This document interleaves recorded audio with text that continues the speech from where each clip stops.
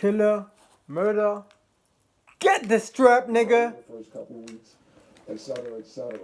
But this game right here tonight is the key to saving their season. You win this game, you're one game right behind the Ravens. You win this game. Not only that, you still have 2 games against Pittsburgh, which is also in the division. Now you have a chance to ultimately, now I'm not saying if they beat these teams, they could win the division. If Pittsburgh catch a loss somewhere else and the Ravens actually Pittsburgh, what's up with Khalifa? Khalifa, where's? Say the Bengals only lose one more game, you're talking about possibly winning the division in the next 8 to 9 weeks. So I'm gonna go with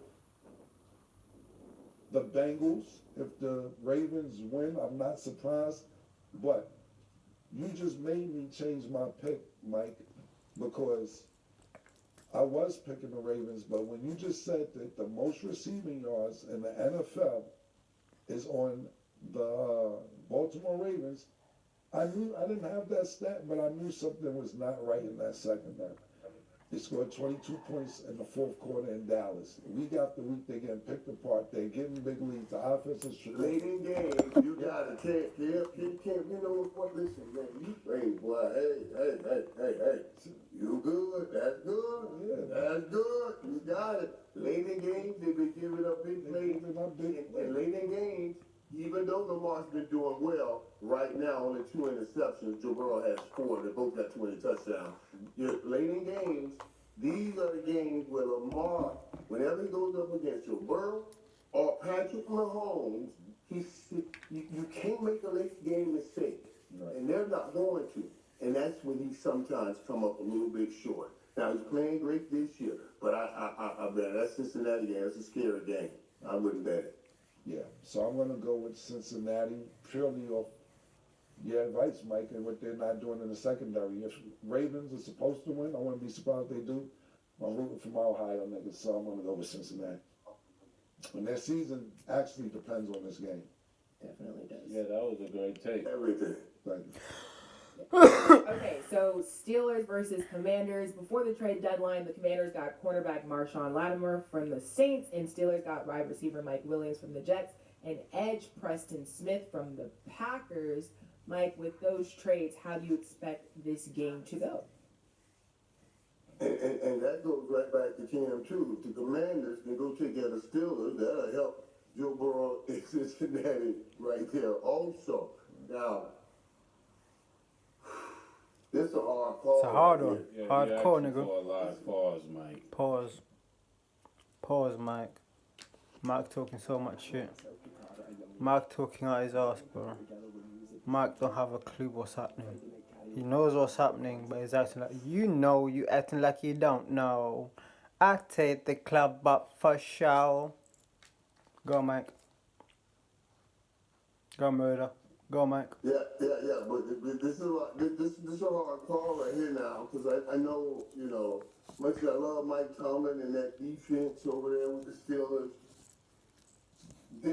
just rattling this young man, Jaden Daniels, is a tough task. And that's exactly what Mike Tomlin is great at doing, especially young quarterbacks. He rattles them, he gets them confused, they hold on to the ball a little bit longer, and then boom, there go TJ Watt, knocking you upside your head. But this kid is different. And this kid understands the games. He studies and he binoculars where he's going through all of the possibilities every week. I'm going to take the Commanders in this game. But I am anxious to see if we can get a third week of that little triplet thing that Pittsburgh has going, where you can clearly see the direction for that offense is the running back, the receiver, and the quarterback. Well, I'm actually going to say something surprising. I'm going with the Steelers. I believe that the defense, this is the best defense that Jaden Daniels have faced thus far. I think Pastor Mace is right. Best defense. Pastor Mace, I think you're right. We don't know what he'll do against this Mike Tomlin scheme, Mm. and if it pays off the dividends like it has the last couple of weeks. I think Pastor where Mace Mike right. Tomlin always pulls something out the hat for us to Pause. show that he's this great coach. I think we're in for that surprise to see the Steelers take this game. But I do have it as the game of the week. I'm going with the Commanders. I think something's magical. Sometimes it's beyond the numbers. And something's going on in Washington to where they haven't had this type of energy, this type of spirit. You know, the stadium is lit.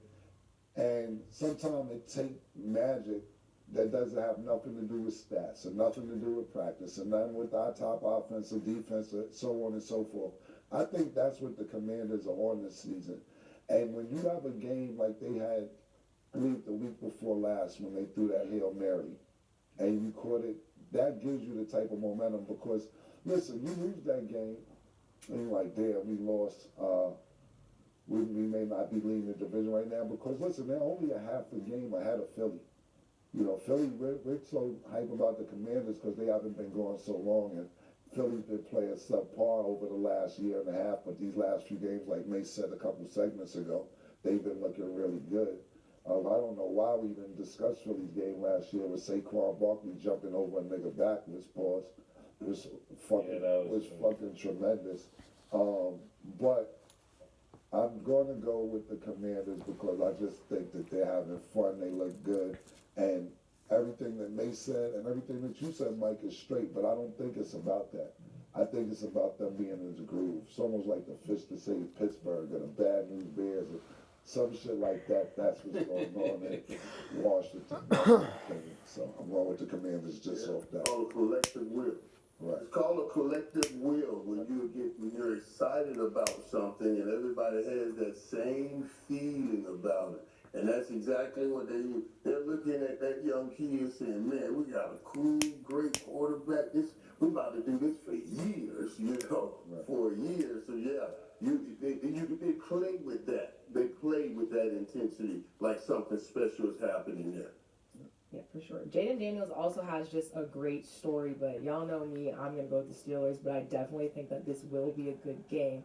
So hopefully everybody's tuning in, so we'll see what happens. Moving along, the 49ers will play the Bucks. The Bucks are still without Mike Evans.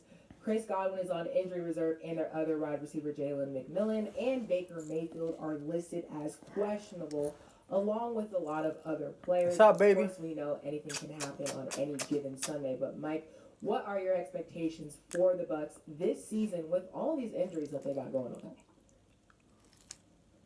Now, that game last week against Kansas City, you guys, I thought they played a hell of a game. A hell of a game. And I certainly thought they played way too well of a game to lose that game. That game was lost when the receiver caught the ball, went down to the 1 yard line, and Tampa Bay called a timeout. They had one timeout, Kansas City had 3. Everybody's talking about the decision to go for 2. What they should have been talking about was that decision to call that timeout. You already know all Patrick Mahomes needs is 13 seconds. He showed you that to get it to Buffalo. So 30 seconds on the clock, you should be saying that's too much. And if you call your own timeout, you got to make Kansas City call that timeout to try to hold some clock, thinking that you're going for 2. But I digress to going back to that. But they played a great game, and the coaching, bad decisions in the end, helped them lose that game. So they're very capable of beating San Francisco now. Now, here's the thing. Mike, who you going with, Mike? How much of McCaffrey if we're getting any of him this week? Because the difference with San Fran is without McCaffrey, who scores all the touchdowns, yeah, Mason's running the ball well, but he doesn't get in the end zone. McCaffrey catches the ball, he gets in the end zone, and the one problem San Fran's having right now is red zones. They're having red zone issues. I'm going with San Francisco to win the game because I don't know the receivers that Baker Mayfield want to be throwing to, but Pause. Tampa has been playing some very good football. Well, I'm gonna show you what you do, Mike. Here it goes. Here go my Bucks take. Well, if you get the running backs to play well and the wide receivers chip in, then Baker Mayfield has a great chance at pulling the upset. That's a lot to ask for, Mike. We got Christian McCaffrey coming back. He's supposed to suit up. That's going to be a huge boost for the 49ers. And when you got Purdy and everything else that's there, Christian McCaffrey makes everything on that team better. The quarterback becomes better. The wide receivers become better. Just everything becomes better because now you have somebody running the ball and making those plays. You know, players begin to play when they're with other players. And after that loss to the Chiefs, I think the Chiefs took the soul, out of the Bucks. You know, that was a game they should have really won. You know, they got close enough to win it, but that's football, you know. And just like Cam was saying, if they're on a magical road in Washington, then this is a catastrophic run for the Bucks because it seemed like one thing after another just keeps going bad. And now Christian McCaffrey coming back is another bad thing that happens to them. That's my take. I'm going with Tampa Bay. I think that the game's in Tampa Bay. Mm-hmm. And I think that Baker had more time this week with his wide receivers. At the end of that game last week, when they played against Kansas City, you started to see some chemistry with Sterling and Aden, if I'm pronouncing his last name Yeah. correctly. And it took 3 years, and I know they had a week. Yeah, Sterling Shepard and Aden. And I know it took he had all week to practice, but when you got your main targets and weapons going, sometimes a week isn't enough to get some chemistry, especially going against the two-time defending world champions, and you take them into overtime. I think this week they'll be a little better on a good page. I'm talking about Baker Mayfield and his targets and his wide receivers, tight ends, so on and so forth. Especially Sterling looked amazing. He looked like all world last week. And so did I. And I'm talking about in the last 7-8 minutes, especially on that final drive before overtime. Mike, you made some great points. Right. When you were talking about, I was saying the same shit. Why the fuck would you give Patrick Mahomes 30 seconds, nigga? Like, y'all niggas you use your final timeout and then give Patrick Mahomes 30 seconds. Now, I ended up going into overtime. It isn't like the Chiefs scored anyway. But I thought the same thing you thought. Yeah, but it went into overtime, Cam. Not on Patrick Mahomes. It went in overtime on the new guy, DeAndre Hopkins. Remember when he threw the pass and he wasn't ready. Right. He wasn't ready for the pass. He kept running and he threw the ball. He stopped. He just caught it. Right. You're absolutely right but then that's part of that. He's new there. He was, this probably the second week, but he wasn't ready for that. But you're absolutely right. I'm sitting there watching this game, and I'm saying all they got to do, because their punter, their kicker had a big leg. Oh, they saying if all he needs to do is get to the Tampa Bay 45 yard line, and he could hit a 62-yard field goal. So you're absolutely right. Hop just wasn't paying attention, because if he would have caught that ball and ran for an extra 4 or 5 yards, they would have been at the 45-yard line. And we would have seen some more Patrick Mahomes magic. They ended up winning anyway. But I think Baker Mayfield led a sensational drive in the rain, might I add you, to get it into overtime. So I'm going to go with Tampa Bay on this. 49ers win, I wouldn't be surprised. But being the Tampa Bay's a hard one to go with Tampa Bay. Okay. And then a last one before we wrap. So the Lions will play the Texans. Jared Goff has gotten a lot of praise throughout the league for the Lions' 7-1 record. Mike, I know it's early, but do you like his chances for MVP?